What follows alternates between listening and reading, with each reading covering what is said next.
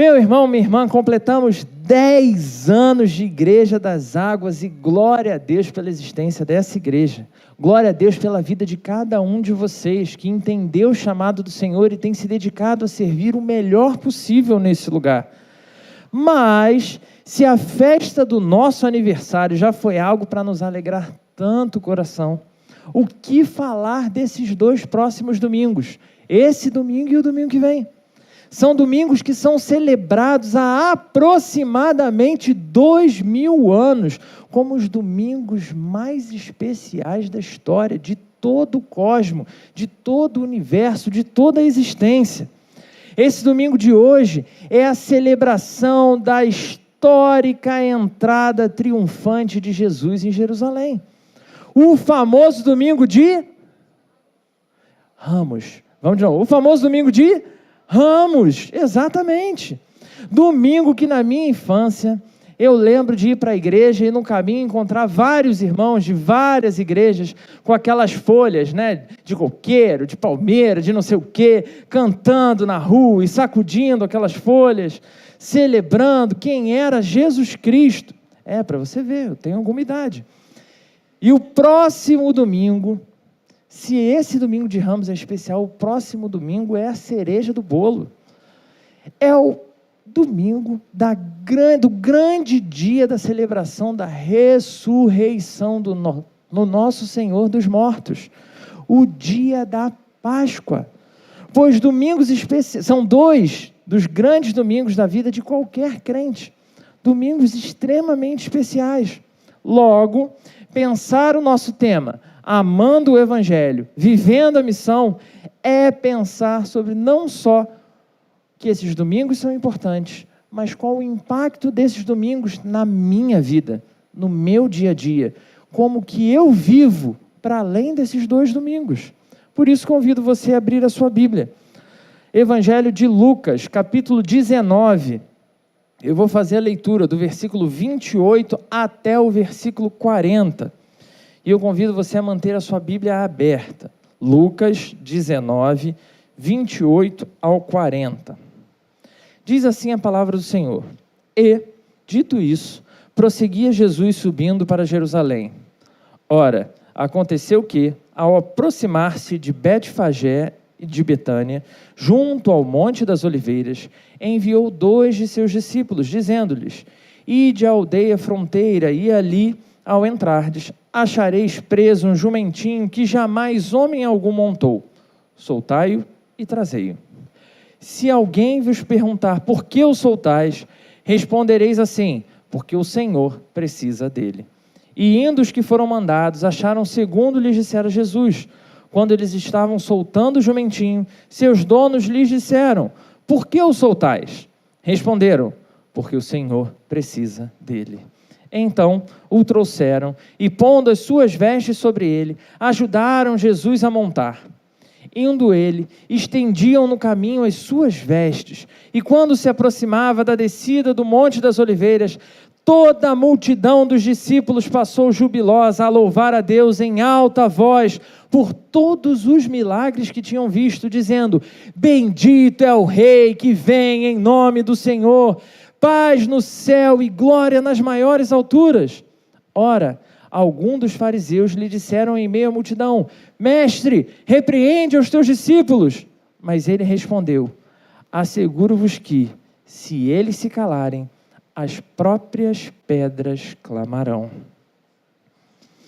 Existem momentos especiais nas nossas vidas, que, de fato, quando nós nos deparamos com Jesus, e esses são alguns dos nossos momentos especiais, quando ouvimos falar dos grandes feitos do nosso Senhor, é praticamente inevitável não celebrar quem Jesus Cristo é e o que Ele fez. E, sem dúvida nenhuma, esse é um dos principais sentidos do Domingo de Ramos. Jesus tinha realizado milagres extraordinários e num número infinito. Cada pessoa que via um milagre, chegava no milagre, via, ficava abismado com aquilo e ouvia de alguém que Jesus não era o primeiro milagre de Jesus.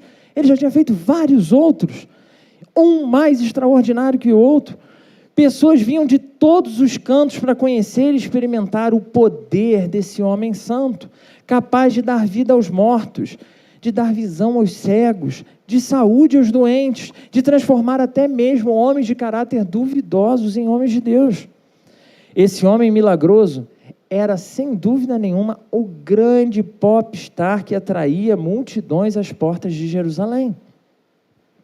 Exatamente como aconteceu no grandioso show do Coldplay, aqui bem pertinho da gente, no Rio, ali do lado. E, infelizmente, eu só pude ver pelos stories de alguns conhecidos. Eu imagino, irmãos, um misto de alegria e euforia que invadiu o coração daquele pessoal que estava lá. Não sei se você viu nos stories de alguém, se você viu na internet algum detalhe, mas como o show foi espetacular. Um negócio assim, fora de série. Principalmente, é interessante quando a gente pensa que de todas essas pessoas que foram lá e que curtiram toda essa celebração incrível, eles não precisavam nem mesmo ser fãs da banda. Não precisava nem conhecer quem era Coldplay. Não precisava nem saber cantar nenhuma música deles. Só bastava comprar o ingresso e seguir a multidão. E nesse glorioso evento narrado por Lucas aqui, que a gente acabou de ler, estamos diante de algo realmente parecido com isso.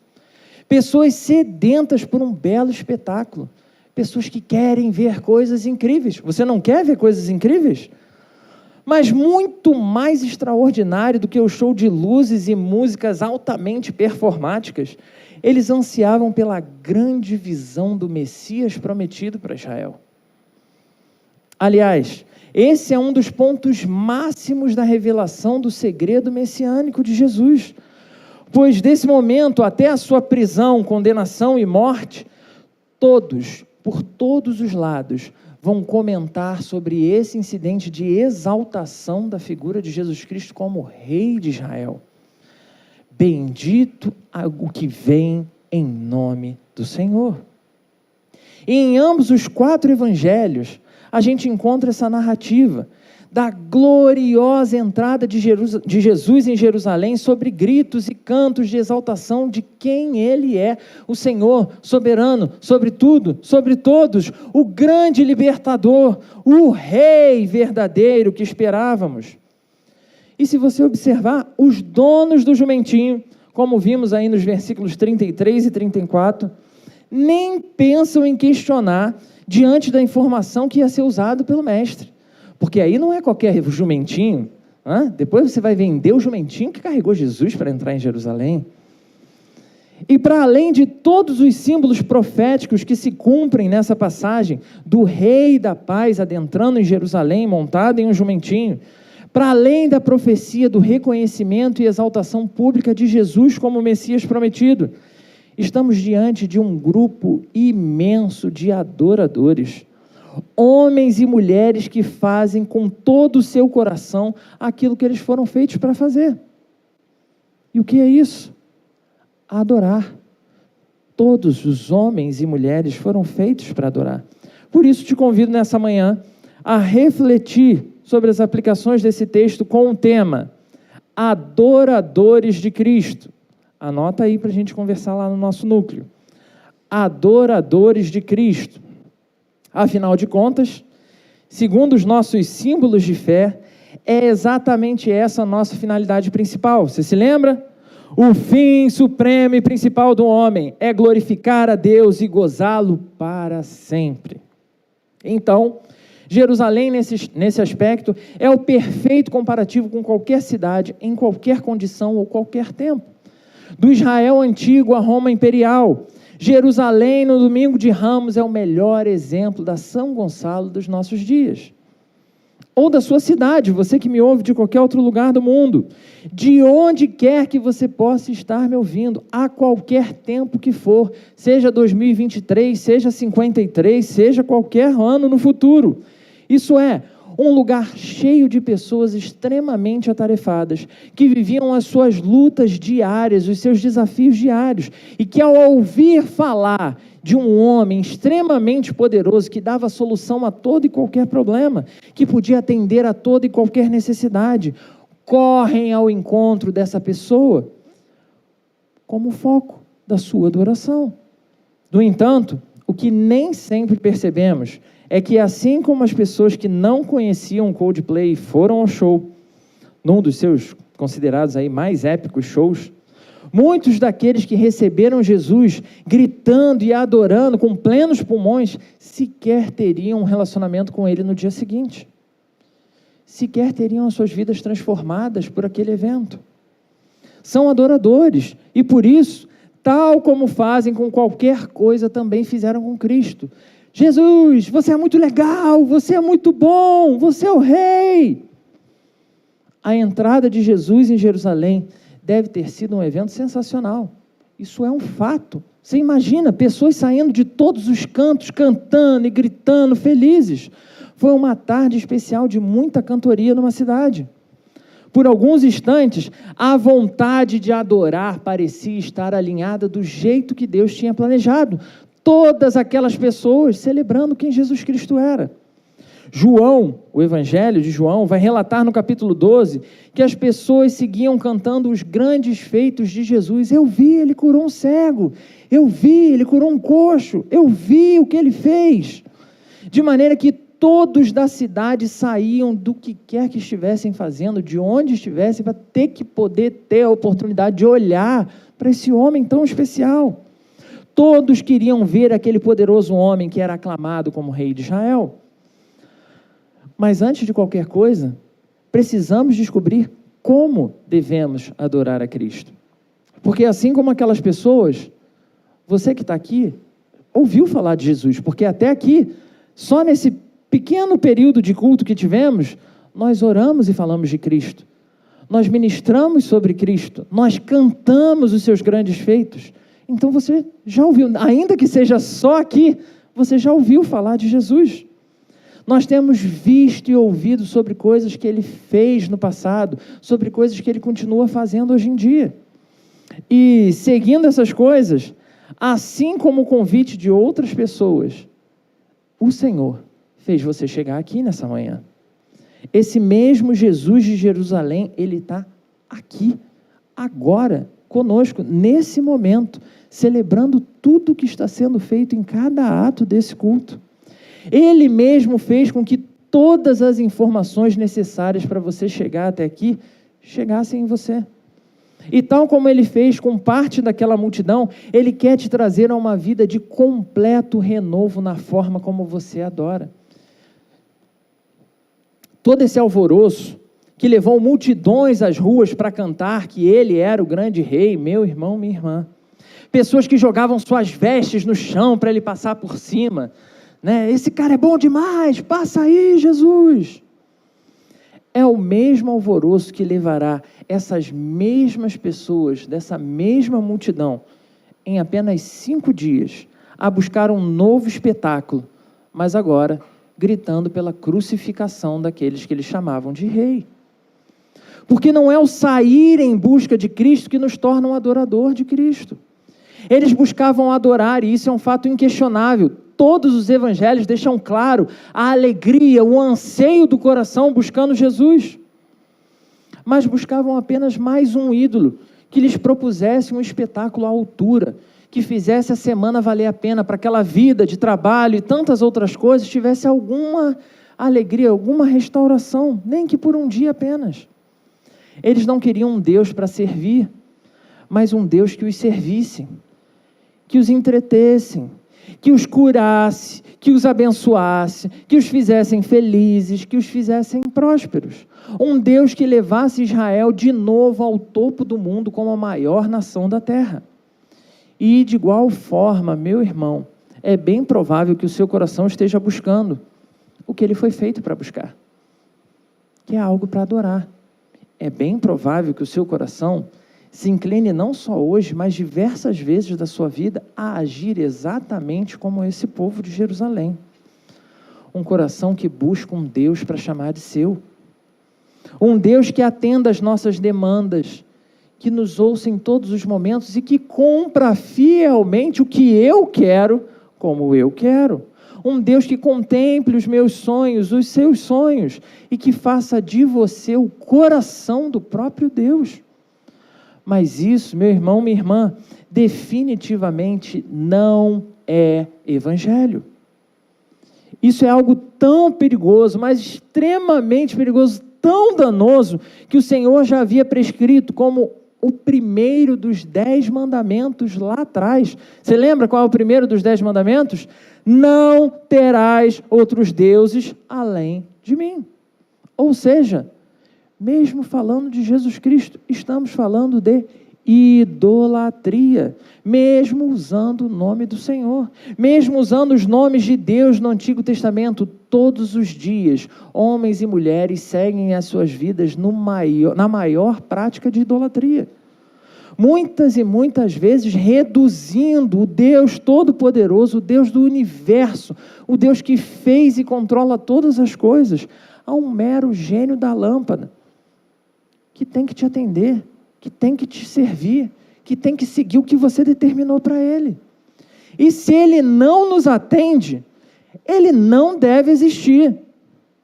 Ou ainda, se ele existir em algum lugar, ele não é Deus coisa nenhuma, ele só é uma pessoa com algum poder. Por mais legal que ele seja, por mais milagroso, por mais especial que ele seja, assim como Jesus foi digno de ser adorado por um dia, nesse domingo de Ramos, ele é facilmente esquecido e superado no dia seguinte. Porque não estamos lidando com um Deus, mas sim com um ídolo. Embora falemos do nosso Deus. E é diante dessa reflexão que podemos olhar para essas palavras dos fariseus como uma real preocupação com o povo. Olha o nível crítico da situação. Quem diria que um dia eu ia estar aqui pregando o evangelho falando que os fariseus fizeram alguma coisa boa? Porque eles sabiam o quão danoso era o pecado da idolatria. E isso era inquestionável. Quando a gente vai fazer o estudo histórico de quem eram os fariseus, eles eram os caras preocupados com isso, de combater a idolatria em Israel. Então, quando eles veem isso tudo acontecendo, eles falam: mestre, manda esse povo calar a boca. Eles estão sendo idólatras, está errado isso. Chamar alguém de rei naquelas condições significava necessariamente desafiar o poder de Roma naquele lugar. E isso ia trazer uma grave consequência. Exaltar alguém daquela forma significava validar como enviado divino para restaurar o povo. Isso é, desafiando todos os poderes políticos e religiosos que já estavam dominantes em Jerusalém. Mas diante desse argumento de aparente condenação da idolatria do povo, Jesus responde com um argumento fortíssimo. Versículo 40. Se eles se calarem, as próprias pedras clamarão. Nessa resposta de Jesus, Lucas parece estabelecer uma relação com outro ensino de Jesus, também registrado, mas pelo evangelista Mateus, no capítulo 3, versículo 9, dizendo: e não presumais de vós mesmos, dizendo, temos por pai a Abraão, porque eu vos digo que, mesmo destas pedras, Deus pode suscitar filhos a Abraão. Então, embora em uma enorme multidão de idólatras e pessoas que não eram filhos de Deus, o Senhor estava, através daquele ato, da passagem de Jesus, do contato com o glorioso Senhor de todas as coisas, transformando pedras, suscitando dentre as pedras, filhos a Abraão. E eu posso te garantir que isso é o poder do Evangelho. Apesar de muitas vezes vivermos como pessoas que não têm nenhum valor, porque embora para muitos possamos ser apenas poeira cósmica, que vai passar e não vai fazer nem cosquinha na história da existência, embora para tantos sejamos apenas obras do acaso e sucessivas aleatoriedades, Deus te trouxe a esse momento para, diante de Jesus Cristo, conhecer a mensagem que liberta de toda e qualquer corrente. Ele te trouxe para você aprender de uma vez por todas que você é sim pó, e ao pó você voltará, seja qual for o tempo que isso acontecer. Que você é como a erva do campo, que um dia germinou, brotou, cresceu, em alguns casos, não são todos, vai florescer. Mas em todos os casos, um dia secará, murchará e morrerá. Só que o Evangelho nos traz a certeza que isso não é o fim. Pois o Evangelho é o que nos traz a consciência de que não fomos feitos para morrer. E por isso a morte é algo tão doloroso para nós, assim como não fomos feitos para viver em torno de corrupção, dominados e regidos pelo mal.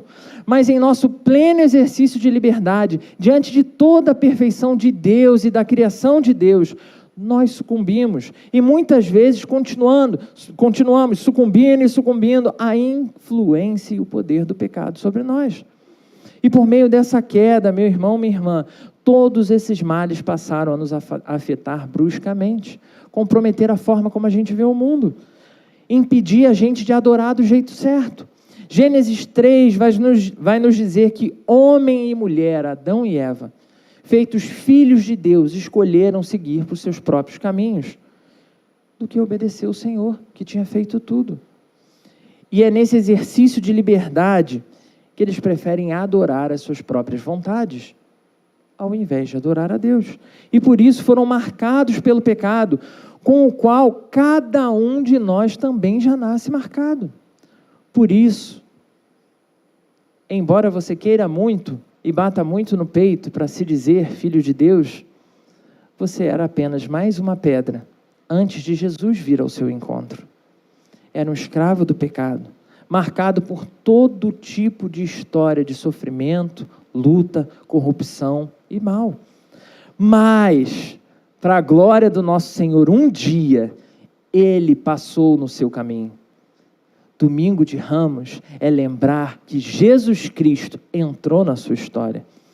Mas para muitos de nós, nessa manhã, ao contrário de encontrarmos apenas mais um ídolo passageiro, nós encontraremos a salvação da nossa alma. Diante de Jesus Cristo, muitos seguiram curtindo a onda da caminhada, adorando apenas mais um dentre tantos ídolos, e saudando, e celebrando, e se divertindo, porque afinal de contas, amanhã é segunda-feira, e a vida precisa voltar ao normal. Então, que o domingo realmente, seja um dia que vai valer a pena.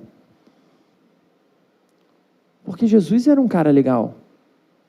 Ele pregou o amor, deu exemplo de autocontrole, se mostrou um grande mestre e até hoje é considerado por muitos filósofos como um filósofo sensacional. Sensacional. Mas esse Jesus não te levará além de uma experiência relacional ok com as pessoas ao seu redor. Um Jesus moral, muito menos. Um Jesus ético, também não. Esse tipo de Cristo jamais será o suficiente para mudar a vida de alguém. O que dirá o coração? Transformar o nosso relacionamento com Deus. Não vai alcançar essa profundidade. Apenas o Jesus Senhor e Salvador, apenas o Jesus Deus encarnado pode mudar a vida de alguém. E esse Jesus tem feito mudanças extraordinárias na minha vida, meu irmão, minha irmã. Porque eu era o pior tipo de pedra farisaica possível. E eu tenho tanta história que faria você chorar com isso. E num ato de extremo amor e compaixão de Jesus, Ele veio ao meu encontro. Ele veio ao meu resgate. Então eu pude, como aquele povo, vendo Jesus, entendendo quem Jesus era e o quão nada eu sou, eu pude então cantar: Hosana, Hosana, Hosana ao nosso Rei.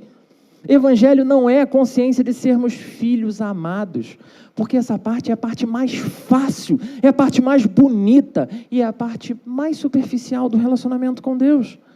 Evangelho é a boa notícia de Deus, que embora sejamos pedra, pó, sem preço, sem valer nada, merecendo passar ainda por situações piores do que você já passou, filhos que pedra, transformados pelo contato com Jesus Cristo, em agora sim, filhos amados, apesar de toda a sujeira que você carregava enquanto pedra, apesar de toda a imundície que você carregava, apesar de todas as marcas dos nossos pecados passados, uma vez em contato verdadeiro com o verdadeiro Senhor Jesus, Salvador e transformador de corações, eu e você somos feitos novas criaturas.